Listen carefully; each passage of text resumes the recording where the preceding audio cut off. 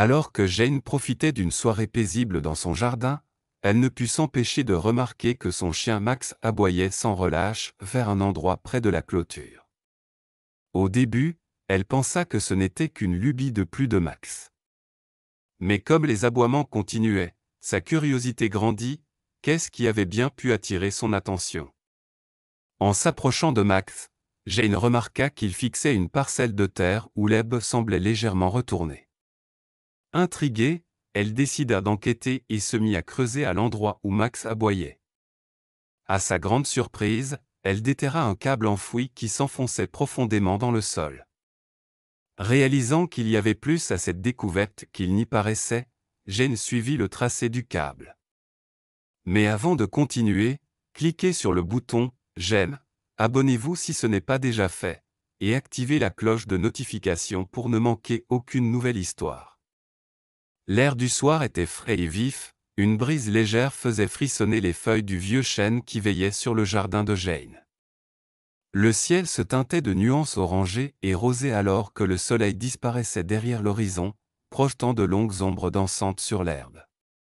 Jane était assise dans son fauteuil en osier préféré, une tasse fumante de tisane à la camomille entre les mains, savourant la tranquillité du moment.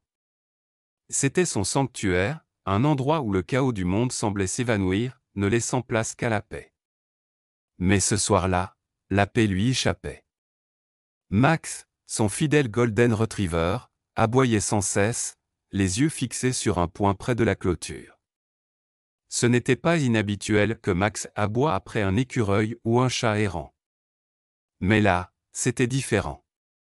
Il y avait dans ces aboiements une urgence, une insistance impossible à ignorer. « Max, qu'est-ce qui te prend ?»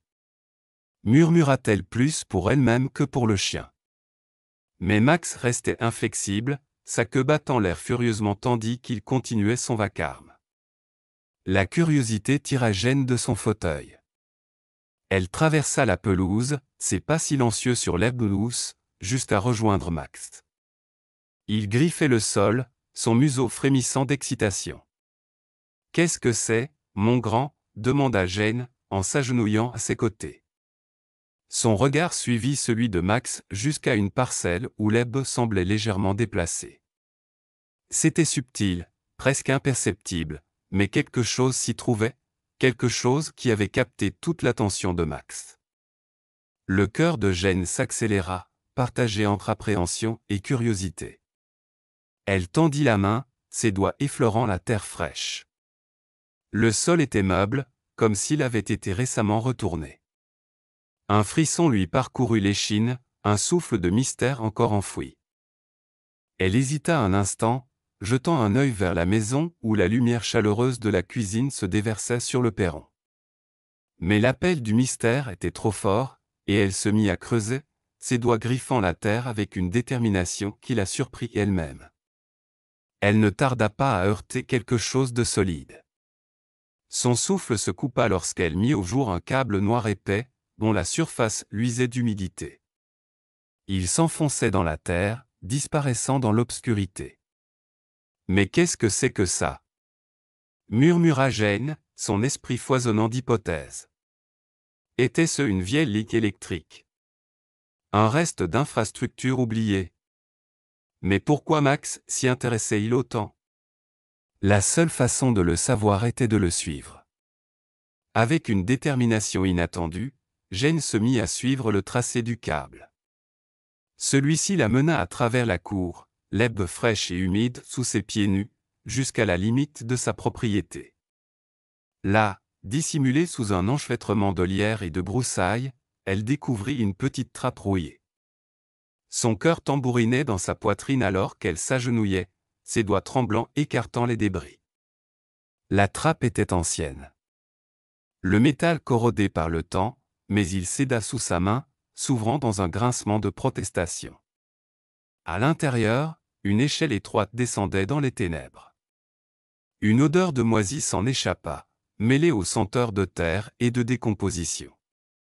Jane hésita, son esprit envahi par le doute et la peur. Mais la curiosité était trop forte. Un chant de sirène qui l'appelait vers l'inconnu. Prenant une grande inspiration, elle descendit, les barreaux froids et glissant sous ses mains. L'obscurité l'enveloppa, l'engloutissant complètement, jusqu'à ce que ses pieds touchent enfin le sol. Elle tâtonna pour attraper son téléphone, dont l'écran projeta une lueur pâle sur les alentours. Ce qu'elle vit lui coupa le souffle.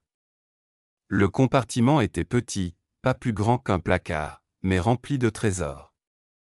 De vieilles caisses en bois tapissaient les murs, leurs couvercles ouverts révélant une collection d'objets scintillant faiblement dans la lumière, chandeliers en argent, bijoux anciens, et piles de vieilles pièces, ternies par le temps.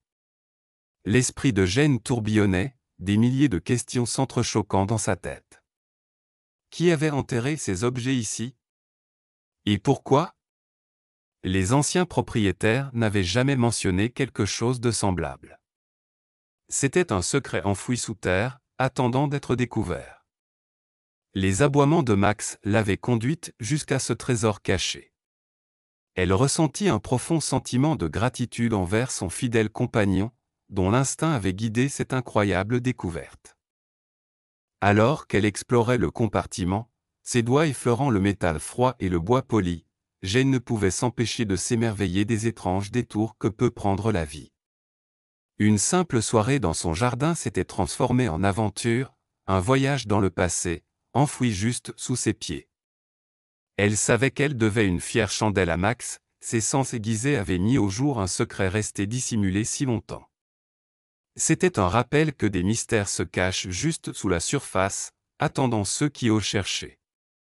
Jane remonta l'échelle, laissant les trésors intacts pour l'instant. Elle émergea dans l'air frais de la nuit, les étoiles brillant au-dessus d'elle comme une myriade de minuscules phares.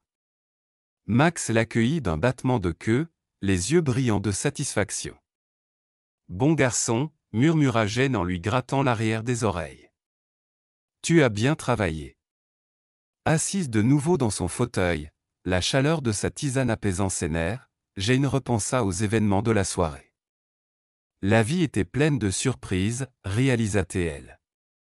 Et parfois, ce sont les sources les plus improbables qui les révèlent. Elle jeta un regard à Max, sa tête reposant sur ses genoux, et sourit. Il l'avait menée à quelque chose d'extraordinaire, une découverte qu'elle n'oublierait jamais.